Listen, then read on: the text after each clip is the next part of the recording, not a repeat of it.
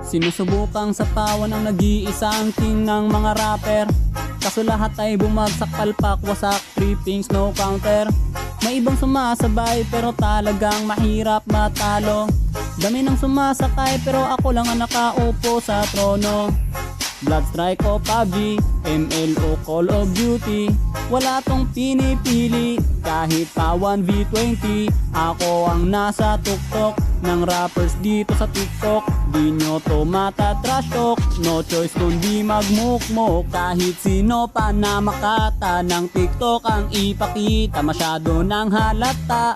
Lahat yan malalata, wala nang dapat pang masabi. Hinahamon ko si El Mighty, anong masasabi mo boy? Rap battle tayo, unggoy.